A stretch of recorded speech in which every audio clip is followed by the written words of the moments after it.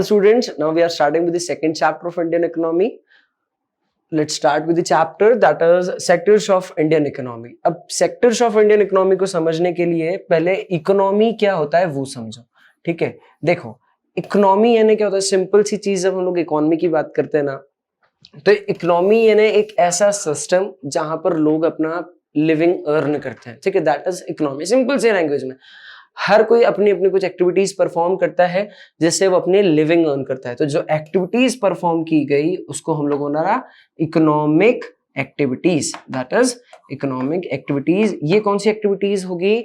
जो हम लोग हमारी लिविंग को अर्न करने के लिए करते हैं, राइट। मतलब इसमें हम लोग पैसा कमाते हैं जिससे हमारी लाइवलीहुड, मतलब लिविंग को अच्छे से कर सके। जिसकी लिविंग जितनी ज्यादा अच्छा उसका लाइवलीहुड उतना ज्यादा अच्छा।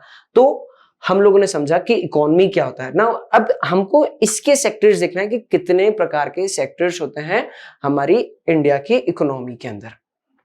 देखो एक और बेसिक चीज समझ लो इससे आगे मूव करने के लिए, कि हमारी कुछ एक्टिविटीज जिसको ह्यूमन ने एक्टिविटीज करी, उस ह्यूमन एक्टिविटीज को दो पार्ट में डाला है। एक को तुम लोगों ने बोला इकोनॉमिक एक्टिविटी, एक को बोला non economic activity. Economic activity वो which is concern with earning our living, पैसा कमाते हैं, मनी से कंसर्न होती है ये। और इसके अंदर हम लोग पैसे कमाने के लिए एक्टिविटी नहीं करते हैं, समाज सेवा, सोशल वेलफेयर, ऐसी दोस्ती यारी, फ्रेंडशिप, ठीक है, belongingness, that is non economic activity.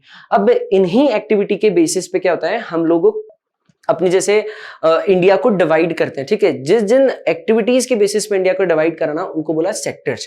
कौन कौन से सेक्टर्स हैं हमारे इंडिया के अंदर? देखो हमारे इंडिया के अंदर मेनली हम देखें, अगर हम लोग एक्टिविटीज के बेसिस पे क्लासिफाई करें तो तीन प्रकार के सेक्टर्स मिलेंगे, that is primary sector, secondary sector and tertiary sector.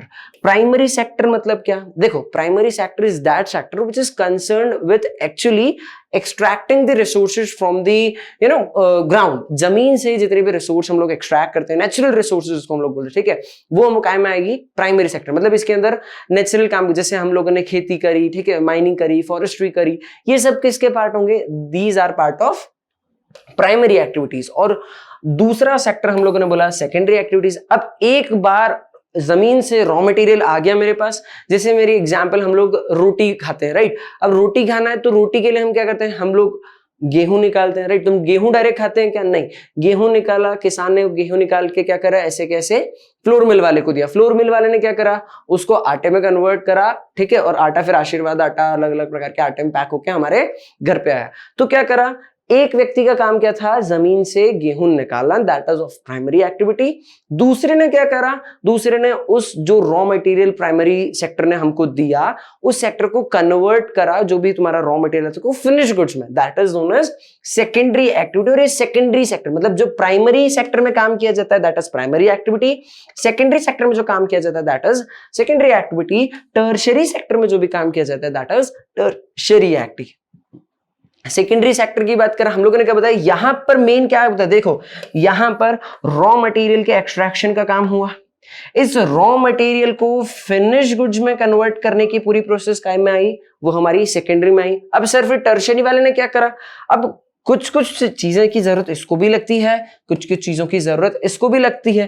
Tertiary वाले का काम क्या होता है, इसको भी सपोर्ट करना और इसको भी सपोर्ट करना। जैसे एग्जांपल समझो, इसको इसीलिए सर्विस सेक्टर भी बोलते हैं। ये कुछ प्रोड्यूस नहीं करता है, इसका काम जमीन से एक्सट्रैक्ट करके कुछ प्रोडक्शन करना हुआ है, इसका काम भी प्रोडक्शन करना हुआ, लेकिन ये जो सेक्टर है ये प्रोडक्शन नहीं करता है, ये इन दोनों को क्या करता है, सर्विसेज प्रोवाइड करता है। अब सर्विसेज कैसे प्रोवाइड करता है, जैसे एग्जाम्पल हम लोग समझे, banking services, communication services, transportation की सर्विसेज। तो ये जितनी भी सर्विसेज हैं, ये सर्विस क्या ऐसा होगा क्या कि ये किसान को मना कर दे कि भाई हम तेरे को लोन नहीं देंगे, ऐसा हो सकता है क्या? नहीं। किसी इंडस्ट्री वाले को मना कर सकते हैं हम तुमको लोन क्यों देंगे, ऐसा भी पॉसिबल नहीं है, राइट। और हम लोग बैंकिंग वाले का कम्युनिकेशन, भाई ये भी फोन पे बात करता है, ये भी फोन पे बात करते हैं, ट्रांजैक्शन बिजनेस ये दोनों भी फोन पे करते हैं। इवन ट्रांसपोर्टेशन, किसान का माल भी क्या होता है, ट्रांसपोर्ट होकर मंडी में आता है मार्केट के अंदर। सेकेंडरी सेक्टर हम लोग जो करते हैं, हम लोग जो फिनिश गुड्स यूज कर रहे हैं, वो भी क्या हो रहा है, वहां से ट्रांसपोर्ट होकर हमारे पास आ रहा है। तो there are an numbers of activities जो कि टर्शियरी सेक्टर में आती है, और इसका मेन काम क्या है, इन दोनों को सर्विस प्रोवाइड करना, इसका काम प्रोडक्शन करना नहीं है, ठीक है। आगे देखते हैं प्राइमरी सेक्टर। प्राइमरी सेक्टर के बारे में तुमको डिटेल करा मैंने। प्राइमरी सेक्टर के अंदर क्या हुआ, इसका मेन काम क्या हुआ, नेचुरल रिसोर्स को एक्सट्रैक्ट करना, नेचुरल रिसोर्सेज से हम लोग को आगे मतलब रॉ मटेरियल देना, उसको आगे फिर कर। इसके अंदर क्या क्या आता है देखो, एग्रीकल्चर, डेयरी, फिशरी, ये सारी चीजें इसके अंदर आता है। फॉरेस्ट्री, देखो एक्चुअली होता है क्या है, एग्रीकल्चर का समझा। अब इसके अंदर भी और पता है, जैसे अगर तुम लोग आगे डिटेल में देखो, प्राइमरी सेक्टर की बात करो तो प्राइमरी सेक्टर के अंदर क्या होता है, माइनिंग की बात कर ली, समझ में आया सर। एग्रीकल्चर की बात करी, इसके अंदर ये समझ में आया। एग्रीकल्चर से रिलेटेड भी जितनी भी एक्टिविटीज होती है, ठीक है, जैसे आजकल डेयरी फार्मिंग, समझ ना, डेयरी फार्मिंग वाला काम काज भी काय में आता है, इसके अंदर आता है। पोल्ट्री फार्मिंग, उसको भी फार्मिंग यूज करते हो, पोल्ट्री फार्मिंग, ये भी इसका पार्ट कहलाता है, ठीक है। मतलब इन जानवरों से भी जो भी काम किया जाता है, ठीक है, जैसे डेयरी फार्मिंग का काम क्या होता है, दूध निकालना, दही निकालना, दही, दूध से दही, और ये सारा जितने भी मिल्क प्रोडक्ट्स होते हैं, ठीक है। पोल्ट्री फार्मिंग का काम क्या होता है, पता है, हेंस का, चिक्स का। तो ये काम क्या हुआ, ये भी किस किस में आएगा, फिशरीज पकड़ लो, ठीक है, फिशरीज डाला तुमने, फिर सिल्क वॉर्म का सेरिकल्चर वाला काम सिस्टम हुआ, हॉर्टिकल्चर, ये सब किससे रिलेटेड है, these all activities are related with the agriculture, and agriculture से रिलेटेड है, मतलब ये प्राइमरी सेक्टर से रिलेटेड है। सेकेंडरी सेक्टर के अंदर का काम क्या होता है, ये लोग मैन्युफैक्चरिंग का काम करते हैं। ये लोग क्या करते हैं, रॉ मटेरियल को फिनिश गुड्स में कन्वर्ट करके तुम लोग अपन लोग, मतलब जो कंज्यूमर्स होते हैं वो लोग यहां से प्रोडक्ट, इसका प्रोडक्ट हम लोग कंज्यूम करके, हम लोग डायरेक्ट कहते हैं क्या, भाई एक बात बताओ, ये शर्ट पहना, कॉटन का शर्ट है, टी शर्ट है, तो कॉटन का टी शर्ट अभी डायरेक्ट जमीन में से निकला क्या, नहीं, ऑब्वियसली बात है ना, जमीन में से क्या निकला सर, जमीन में से कॉटन की खेती हुई। कॉटन ने क्या करा भाई, कॉटन की खेती हुई, फिर कॉटन प्रोसेस होने गया, कॉटन की प्रोसेस हुई, इसमें से थ्रेड्स बनी, थ्रेड्स बनने के बाद क्या हुआ, वो प्रॉपर शर्ट बना, और शर्ट अपन ने, टी शर्ट अपन ने पहना, तो क्या हुआ, कॉटन वाला काम किसका था, प्राइमरी सेक्टर का, और शर्ट, टी शर्ट, कपड़े बनाने का काम किसका था, सेकेंडरी सेक्टर का। और टर्शरी का काम क्या था, ट्रांसपोर्ट करना। ये शर्ट मेरे घर पे बना होगा क्या, ऑब्वियसली बात है, मेरे घर के पास बना था क्या, नहीं, ये तो कहीं और बना होगा। से फॉर एग्जांपल मान लो गुजरात में बना था, तो गुजरात से, मैं अभी मध्य प्रदेश में हूं, तो गुजरात से कहां पर आया, ये मध्य प्रदेश के अंदर है, तो ये ट्रांसपोर्ट करने का सीन, ये किसके अंदर आया, this is in the tertiary sector, ठीक है। आगे देखते हैं टर्शरी सेक्टर के बारे में क्या दिखाया। टर्शरी सेक्टर जो दोनों को सपोर्ट करता है, even primary as well as secondary sector को सपोर्ट करता है। इनके बिना क्या होता है, हम लोग ये अभी सपोर्ट, जैसे फाइनेंस की एडुकेट फाइनेंस नहीं हो तो क्या होगा, क्या वो रॉ मटेरियल एक्सट्रैक्ट करने वाला काम कर पाएगा, क्या नहीं कर पाएगा, क्या जो इंडस्ट्री सेक्टर है वो ढंग से प्रोड्यूस कर पाएगा, नहीं, ट्रांसपोर्टेशन नहीं मिला, वेयर हाउसिंग, कम्युनिकेशन, ये चीजें सर्विसेज नहीं मिली तो क्या होगा, ये दोनों सेक्टर में प्रॉब्लम आएगी। तो इसके कारण टर्शरी सेक्टर का इन्वॉल्वमेंट, आईटी सेक्टर सबसे ज्यादा डेवलप करने वाला सेक्टर, आईटी सेक्टर की बात करते हैं, कितना ज्यादा डेवलप है, HCL, इन्फोसिस, TCS, कितनी सारी कंपनीज तुम लोगों ने सुना होगा, ठीक है, इन्फोसिस, TCS, ये सब बड़ी बड़ी कंपनीज है, ये सब काम है, ये आईटी के अंदर डील कर रही है, ठीक है। तो ये सर्विसेज, ये क्या हो रहा है, हम लोग को सर्विस प्रोवाइड करने का काम करते हैं, ठीक है। आगे समझते हैं, फिर क्या बताया, देखो ये फोटोग्राफ्स बताया, ये ट्रांसपोर्टेशन की बात, रेलवेज के थ्रू, किसी भी सोर्स के तुम करो, तुम चाहे लैंड के थ्रू करो, वाटर के थ्रू करो, एयर के थ्रू करो, किसी भी तरीके से तुम ट्रांसपोर्ट कर रहे हो, ये सारा किसके अंदर आएगा, ट्रांसपोर्टेशन के अंदर आएगा, ठीक है। अब सर पहला तो हम लोगों ने ऑन द बेसिस ऑफ क्या समझा सर, एक्टिविटी के बेसिस पे समझा। अब दूसरा किसके बेसिस पे समझ रहे हैं, एम्प्लॉयमेंट के बेसिस, मतलब बहुत सारे बेसिस हो सकते हैं जिसके बेसिस पे हम लोग क्या कर सकते हैं, क्लासिफाई कर सकते हैं सेक्टर्स को। तो पहला तो हम लोगों ने क्लासिफिकेशन पढ़ लिया सर, पहला हम लोगों ने classification on the basis of activities देखा, ठीक है, जिस चीज हमारी एक्चुअल में इकोनॉमिक एक्टिविटी के बेस में समझा। दूसरा किसके बेसिस पे समझा रहे हैं, दूसरा हम लोग समझ रहे हैं on the basis of employment system. अब एम्प्लॉयमेंट के बेसिस पे दो प्रकार के सेक्टर हुए, एक को बोला ऑर्गेनाइज सेक्टर और दूसरे को बोला अनऑर्गेनाइज सेक्टर या नॉन ऑर्गेनाइज सेक्टर, ठीक है। इट इज ऑल्सो, कभी कभार इसको फॉर्मल और इसको इनफॉर्मल भी बोलते हैं, ठीक है, यहां पर लिखा हम लोगों ने फॉर्मल, इसको इनफॉर्मल भी बोलते हैं। अब सर ऑर्गेनाइज और अनऑर्गेनाइज मतलब क्या, ऑर्गेनाइज सेक्टर तुमको नाम से समझ में आ रहा होगा कि एक ऑर्गेनाइज सेक्टर होगा, इसके ऊपर कोई ऑफिशियल बॉडी होगी, जैसे गवर्नमेंट, वो क्या करती होगी, इसके ऊपर चेक करती होगी, गवर्नमेंट इसके लिए रूल्स बनाती होगी, रेगुलेशन बनाती होगी। ये ऑब्वियसली फॉर्मल है, मतलब कहीं ना कहीं क्या हुआ होगा, रजिस्टर किया गया होगा गवर्नमेंट के अंडर, राइट। एंड अनऑर्गेनाइज और इनफॉर्मल सेक्टर मतलब क्या हुआ, ऐसा सेक्टर जो कि ऑर्गेनाइज नहीं है, जो गवर्नमेंट के थ्रू रजिस्टर्ड नहीं है, उसके अंदर भी कुछ चीजें होंगी। तो जो लोग ऑर्गेनाइज सेक्टर्स में काम करते हैं, क्योंकि हम लोग एम्प्लॉयमेंट के बेसिस पे सब बात कर रहे हैं, ठीक है, they are known as organize sector employees और फॉर्मल सेक्टर एम्प्लॉइज। और जो लोग अनऑर्गेनाइज सेक्टर्स में काम करते हैं, they are known as unorganize sector employees और informal employees. Now what is the difference between these two? देखो, बहुत अच्छा खासा डिफरेंस हमको देखने को मिलेगा। पहला डिफरेंस हम लोगों ने ये समझा कि सर ऑर्गेनाइज सेक्टर वाला जो सेगमेंट होता है, वहां पर कौन रहती है? गवर्नमेंट रहती है रजिस्टर करने के लिए। और जो अनऑर्गेनाइज सेक्टर होते हैं, वहां कौन रजिस्टर करता है? ऑब्वियसली कोई भी नहीं। ये किसी भी ऑर्गेनाइज बॉडी के अंदर, फॉर्मल बॉडी के अंदर रजिस्टर नहीं होता है, ठीक है। अब जैसे मान लो जो वो तुमने देखा है ठेले वाले चल रहे हैं, ठीक है, अब ठेले वाला जो चला रहा है उसके साथ उसने एक आदमी को रख लिया, ठीक है, कि भाई मैं सब्जी बेच रहा हूं तो आवाज लगा, तो उसका वो एम्प्लॉय हो गया। तो क्या वो गवर्नमेंट के अंदर रजिस्टर्ड है? क्या नहीं। जितना भी तुम ऐसे नुक्कड़ वगैरह पे जाते होंगे, वहां तुमको देखने को मिलते होंगे बहुत सारे लेबर्स वगैरह खड़े रहते हैं, ठीक है, डेली वेजर्स। तो क्या ये लोग गवर्नमेंट सेक्टर के अंदर रजिस्टर्ड है? क्या नहीं। ये कौन सा सेक्टर कहलाएगा? अनऑर्गेनाइज और इनफॉर्मल सेक्टर। तो पहला तो बोला कि सर ये गवर्नमेंट के द्वारा रजिस्टर होता है, और यहां गवर्नमेंट के द्वारा कोई भी रजिस्ट्रेशन नहीं होता है। गवर्नमेंट कोसों दूर रहती है इन चीजों से, राइट। दूसरा क्या हुआ? बहुत सारे सोशल सिक्योरिटी बेनिफिट्स इन लोगों को मिलते हैं। सर सोशल सिक्योरिटी बेनिफिट्स है क्या? देखो, जैसे तुम लोगों ने सुना कि प्रोविडेंट फंड मिलता है एम्प्लॉइज को, ठीक है, ग्रेचुइटी फंड मिलता है। तो ये प्रोविडेंट फंड इनको नहीं मिलता, ग्रेचुइटी फंड इन लोग को नहीं मिलता, ठीक है। और भी इनको पेड लीव्स नहीं मिलती है, ठीक है। कोई छुट्टी करोगे तो आपका मालिक आपको नौकरी पे निकाल सकता है, एक दिन नहीं है आपको, अगले दिन नौकरी से निकाल दे आपका मालिक। यहां पर क्या होता है? कोई भी सोशल सिक्योरिटी बेनिफिट्स आपको, कोई पीएफ, कोई ग्रेचुइटी, कुछ भी। इवन ये लोग जो होते हैं ना, ये यूनियंस भी बना सकते हैं, ट्रेड जो एम्प्लॉय यूनियंस होते हैं ना जिनको बोलते हैं, तो ये ग्रुप यूनियंस भी बना सकते हैं। और ये लोग, इनके पास कोई सोशल राइट नहीं होता है ग्रुप यूनियंस बना। इवन इन लोग को जब गवर्नमेंट ने रजिस्टर करा तो इनके पीछे बहुत सारे लेबर लॉज भी बने हुए। इन लोगों के ऊपर कोई भी लेबर लॉ काम ही नहीं करता। क्यों? बिकॉज ये गवर्नमेंट से, इसके ऑपरेशन से बहुत दूर रहती है, ठीक है। इवन इनके लिए टेन्योर जो रहता है, काम करने की ड्यूरेशन, वर्क, सारी चीज फिक्स रहती है कि भाई आपको इतना काम करना है या आपका इतना टाइम काम करना है। और अगर आपने इस टाइम के ऊपर काम किया, ठीक है, मान लो से फॉर एग्जांपल कोई जैसे हमारे गवर्नमेंट ने सेट करा कि 8 आवर्स अ डे आप काम करोगे, ये एक नॉर्मल वर्किंग आवर दिया, ठीक है। अगर इसके मैंने ऊपर 1 घंटे भी काम करा है तो मुझे क्या होगा?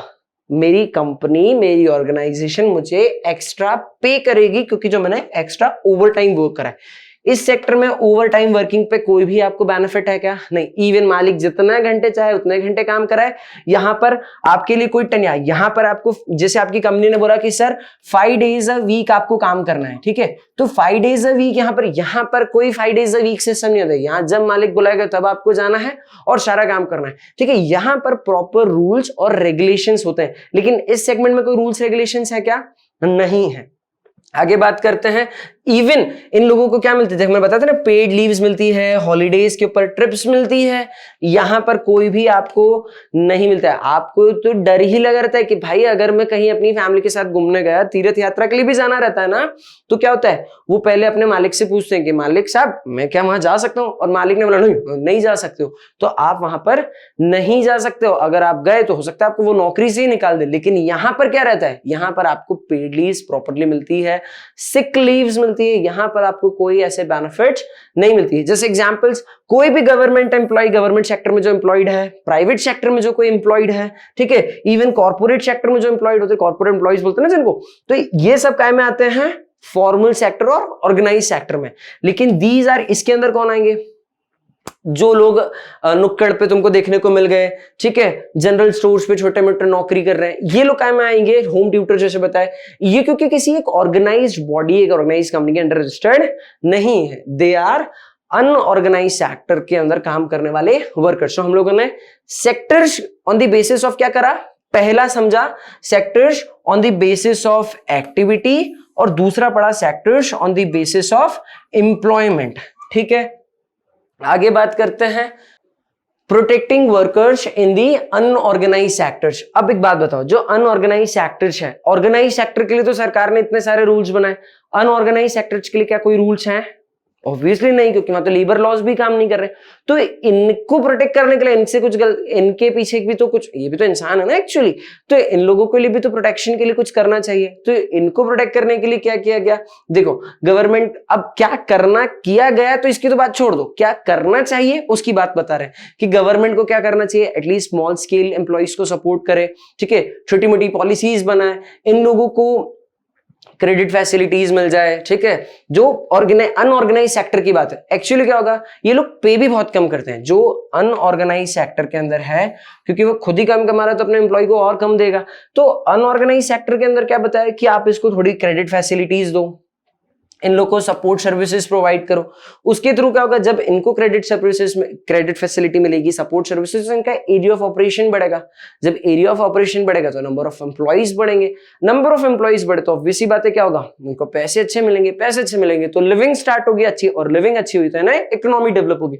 तो ये चीज बताई, ठीक है। कैजुअल वर्कर्स क्या होते हैं भैया, जो देखो दो वर्कर्स भी बहुत अलग अलग है। एक होते हैं रेगुलर वर्कर्स, देखो यहाँ पर कैजुअल आया ना तो उससे समझाता हूं। दो प्रकार के वर्कर्स हुए, एक को बोला रेगुलर वर्कर्स और दूसरे तुमने जो यहां पर लिख पढ़ा है कैजुअल वर्कर्स। रेगुलर वर्कर्स यानी कौन से वर्कर्स होते हैं, जो फिक्स्ड एम्प्लॉइज होते हैं, ठीक है, दे आज उनको भाई रह कोई टेन्योर होता है उनका कि भाई एक महीने में उनको सैलरी मिल रही है, क्वार्टरली मिल रही है, एनुअली मिल रही है, दे आर रेगुलर एम्प्लॉइज। ये लोग रोज जाते हैं जॉब करने के लिए। लेकिन कैजुअल एम्प्लॉइज कौन होते हैं, कैजुअल वर्कर्स क्या होते हैं, जो लोग आज काम करा, आज काम मिल गया तो आज काम करेंगे, कल फिर जाएंगे, कल काम नहीं मिला तो कल ये अनएम्प्लॉयड, आज फिर परसों जाएंगे, फिर काम मिला तो एम्प्लॉयड, और ऐसी प्रोसेस चलती है। They do not have any fixed और परमानेंट जॉब, ठीक है, यहां पर इनके पास कोई फिक्स्ड जॉब, परमानेंट जॉब नहीं होती है। तो इनके पीछे भी सरकार को क्या करना चाहिए, बहुत सारी, जैसे देखो ये बताया सेक्टर, ये क्या दिख रहा है यार, मोची है, जो शू कॉबलर हुआ, तो इनका सेगमेंट, ये लोग भी तो अनऑर्गेनाइज्ड में है ना, तो सरकार को इनके लिए भी क्या करना चाहिए, कुछ एक्शंस लेना चाहिए, कुछ लॉज बनाना चाहिए। अब बात करते हैं, हम लोगों ने दो देखे, सबसे पहले कौन सा देखा, एक्टिविटी के बेसिस पे, जिसको तुम लोगों ने इकोनॉमिक एक्टिविटी बोला था, राइट। फिर दूसरा हम लोगों ने एम्प्लॉयमेंट के बेसिस पे देखा ना, एक्टिविटी यहां लिख दिया, एम्प्लॉयमेंट यहां लिख दिया, तो दो गए। तीसरा on the basis of ownership. Ownership मतलब क्या, उसको ओन कौन कर रहा है, उस सेक्टर को ओन कौन कर रहा है। तो देखो दो सेक्टर्स होते हैं, सेक्टर्स की जब बात करते हैं तो one is known as public sector and another is known as private sector. Sir public sector क्या, public sector is that sector which is owned operated by the government. यहां पर कामकाज कौन करता है, गवर्नमेंट करती है। ऑपरेट कौन, ऑपरेशंस किसकी, कंट्रोल किसका, सब किसका, गवर्नमेंट का, ठीक है। यहां पर जो एम्प्लॉइज भी होते हैं वो कौन से एम्प्लॉइज होते हैं, दे आर गवर्नमेंट एम्प्लॉइज और पब्लिक सेक्टर एम्प्लॉइज। अगला हमारे पास आया जल्दी प्राइवेट सेक्टर। प्राइवेट सेक्टर क्या होता है, जो गवर्नमेंट सेक्टर नहीं है, दैट इज प्राइवेट सेक्टर। मतलब इसका ओनर कौन है, कोई प्राइवेट बॉडी है, गवर्नमेंट इसकी ओनर नहीं है। अब सिर्फ पब्लिक सेक्टर, सरकार का क्या मोटिव होता है, अगर सरकार कोई भी एम्प्लॉय रख रही है या सरकार कुछ भी काम कर रही है तो उसका मोटिव क्या होता है, उसका प्राइमरी मोटिव, वैसे सब हर बिजनेस का एक ही मोटिव होता है, प्रॉफिट कमाना, लेकिन सरकार का प्राइमरी मोटिव क्या होता है, सोशल वेलफेयर करना, पब्लिक इंटरेस्ट पे काम करना, ठीक है। मेनली सर्विसेज प्रोवाइड किसको करना, जो भी हमारे सिटीजन्स हैं, जो भी यहाँ पर रेसिडेंट्स हैं, सबको सर्विसेज, ताकि क्या हो, उन लोग का इजी वर्किंग हो। तो उसके लिए क्या करते हैं, इवन इन लोगों का काम क्या होता है, ये लोग बहुत सारे आपको बहुत सारी वैरायटीज ऑफर नहीं करेंगे, लेकिन ये आपके वेलफेयर के लिए जो चीज बेस्ट होगी वो चीज आपको ऑफर करी जाएंगे। और जनरली ये प्रॉफिट मोटिव पे वर्क नहीं करते हैं, तो ये थोड़ी सी सस्ती चीजें आपको प्रोवाइड करते हैं। वेरएज जब हम लोग, जैसे रेलवेज का एग्जांपल देख लो, एक रेलवेज, इंडियन रेलवेज, उसकी फेयर प्राइस क्या होती है, बहुत कम एज कंपेयर टू जो भी प्राइवेट बसेस, सरकारी जितनी भी बसेस चलती है, सबका जो फेयर होता है वो क्या होता है, as compare to private buses कम होता है। तो इनका मेन काम क्या था, इनका मेन काम है सर्विस प्रोवाइड करना अपने रेसिडेंट्स को।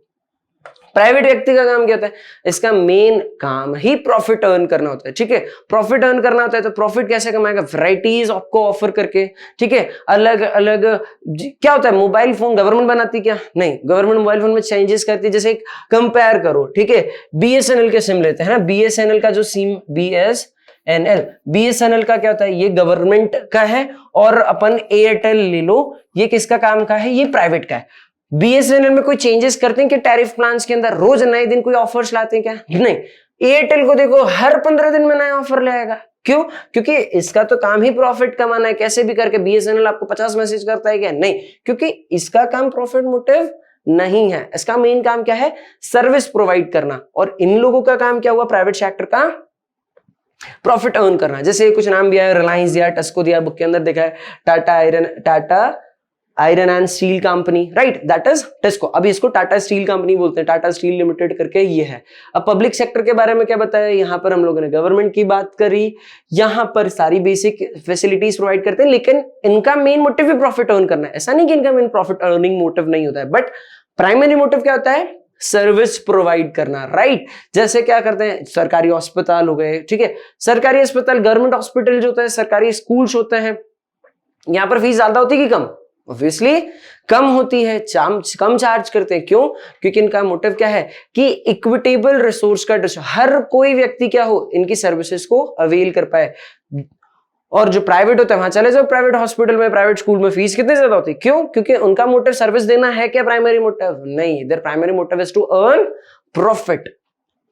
आगे मूव करते हैं, जैसे इंडियन रेलवेज का यहाँ पर सेगमेंट दिया, ठीक है, और इसकी जितने भी कॉस्ट होती है, इसका जितना भी प्रॉफिट या लॉस, ये सब कौन बेयर करता है? गवर्नमेंट ऑफ इंडिया बेयर करती है, ठीक है। जैसे एग्जांपल दिया है इंडियन रेलवेज का, ठीक है, इंडियन पोस्ट का, state bank of India, banking sector है, राइट, बैंकिंग का है, स्टेट बैंक ऑफ इंडिया भी कौन ऑपरेट करता है? गवर्नमेंट ऑफ इंडिया ऑपरेट करती है, राइट। अगला is private sector. Private sector मतलब अभी अपन लोगों ने डिस्कस करा, private sector which is owned operate by the private body, ठीक है। इनका मेन क्या होता है? प्रॉफिट मोटिव इनका मेन ऑब्जेक्टिव होता है। इसको प्रोडक्ट को बनाने में इसका प्रॉफिट, इसका लॉस सब कौन बेयर करता है? प्राइवेट ओनर इसको बेयर करता है, ठीक है। जैसे टाटा स्टील, मैंने बताया था ना, टाटा स्टील लिमिटेड में चेंज होगी, Tata steel, Reliance industries, axis bank, ये सब क्या है? एक्सिस बैंक भी जैसे स्टेट बैंक ऑफ इंडिया क्या था? वो पब्लिक सेक्टर में था। क्यों? Because it is owned by the government, मतलब मेजोरिटी उसका जो है वो गवर्नमेंट ने ओन कर रखा है। एक्सिस बैंक को मेजोरिटी किसने ओन कर रखा है? प्राइवेट सेक्टर ने ओन कर रखा है। अब एक चीज और समझो, ठीक है, ये एक 51-49 रूल होता है। कौन सा rule sir? 51 and 49% rule. 51-49 rule क्या बोलता है? जिस भी सेक्टर ने, अगर मान लो रिलायंस इंडस्ट्रीज है, ठीक है, अगर इस रिलायंस इंडस्ट्री का मेजॉरिटी पार्ट मतलब मोर देन 50%, 59% को उसका शेयर है, उसका स्टेक है, अगर वो किसी प्राइवेट बॉडी के बात है पास है, तो it will be known as private sector. अगर मेजॉरिटी ऑफ पोर्शन इसका गवर्नमेंट के पास है तो उसको क्या बोल दोगे तुम?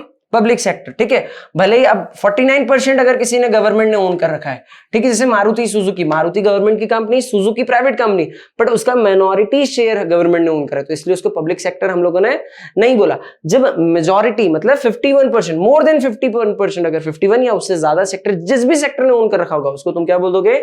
वो वाले सेक्टर का पार्ट बता दोगे, ठीक है। अब सर हम लोगों ने क्या करा, देखो ये अगला टॉपिक है, उसके पहले अभी तक का ब्रीफ समझ लेते हैं। हम लोगों ने on the basis of activity समझा, ठीक है, on the basis of employment समझा, और ऑन द बेसिस ऑफ एक और क्या समझा? से ओनरशिप समझा, ठीक है।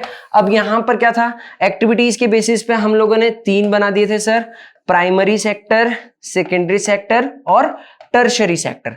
एम्प्लॉयमेंट के बेसिस पे कौन से थे? 2 थे, बिल्कुल जल्दी बताओ फटाफट, ऑर्गेनाइज्ड सेक्टर और unorganised sector. Whereas ownership के बेसिस पे फिर हमारे पास 2 आ गए, एक आई थी पब्लिक सेक्टर और एक आ गया प्राइवेट सेक्टर। ये हम लोगों ने पढ़े सेक्टर्स ऑफ इंडियन इकोनॉमी।